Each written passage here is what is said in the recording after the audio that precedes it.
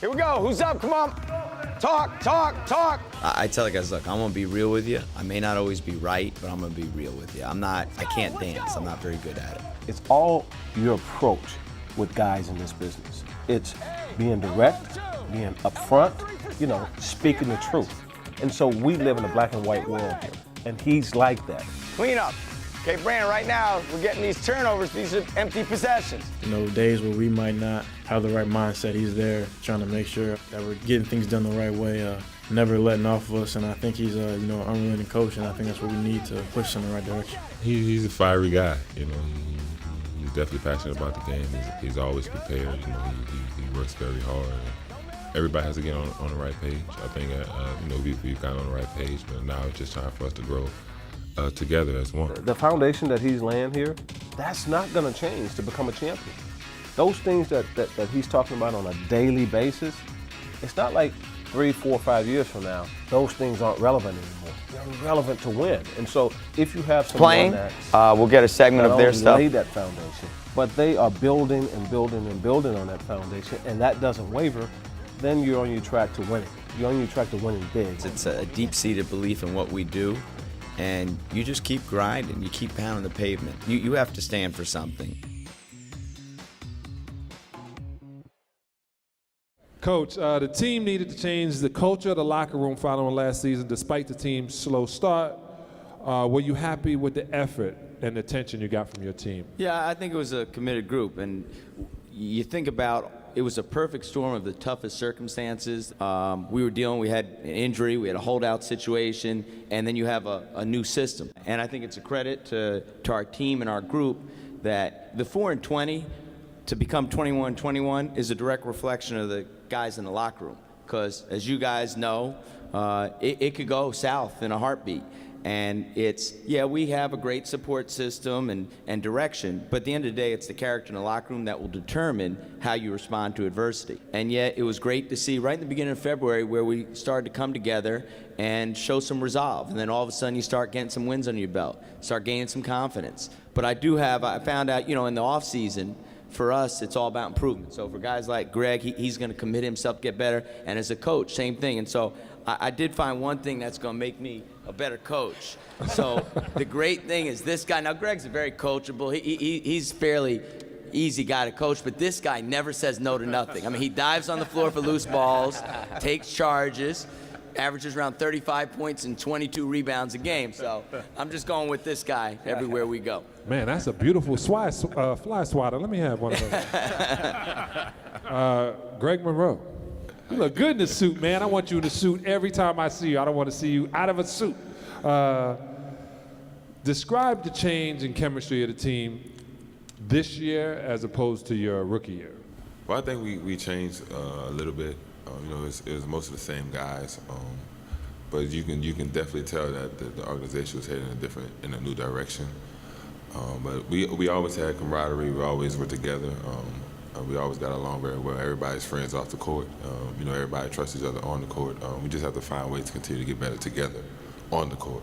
I'm going to chime in for a second. Yeah, go ahead. It's your team. Not my department. It's my team, but you can ring bells. Not my department. You can play the piano, whatever you want. Joe and I could dance too. If you want. we can dance.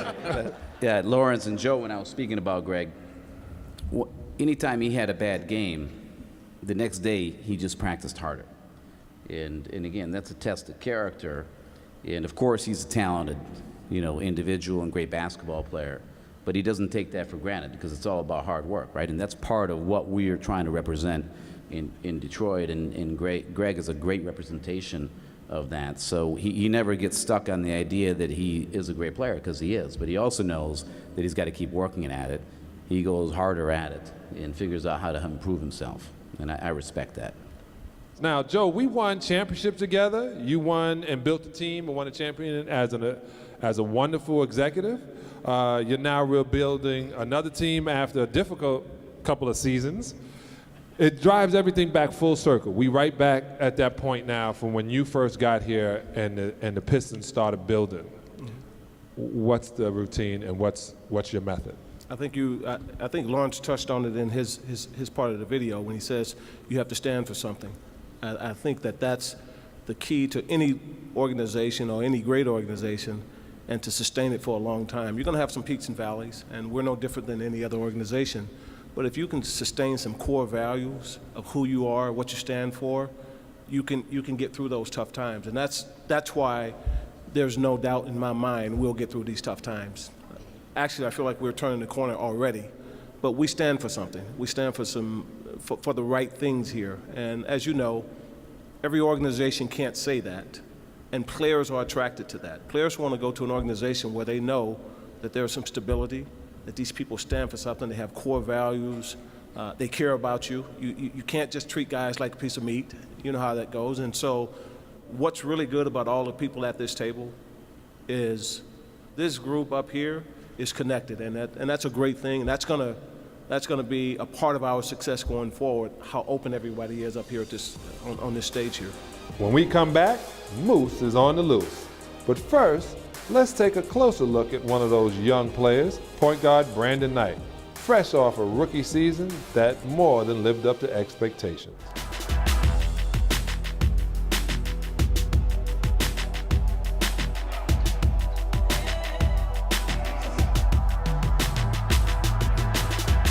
Van Gordon has to give it up. Brandon Knight shot, airborne, and he hits it! Tapped outside and controlled by Brandon Knight. Right down the lane, look at him sky and lay it in. Brandon's one of our hardest workers and most competitive players. I mean, he showed everybody that he can play. I like Brandon's incredible will to be great. Against Jeremy Lin, nice faking and driving, he laid it up and laid it in.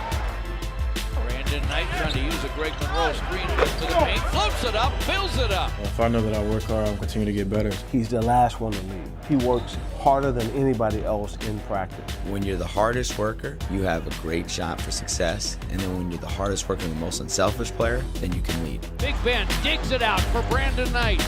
Brandon on the run, lays it up, lays it in. He presents himself well. He represents the organization well. He's a great young player. Everything that you would want in a player, he epitomizes that. He has a great internal drive, very intrinsically motivated. I don't want to reach a point where I'm, stagnant and not improving. The great thing about Brandon, it's not going to be a lack of work. It's not going to be a lack of character. It's not going to be for a lack of knowledge.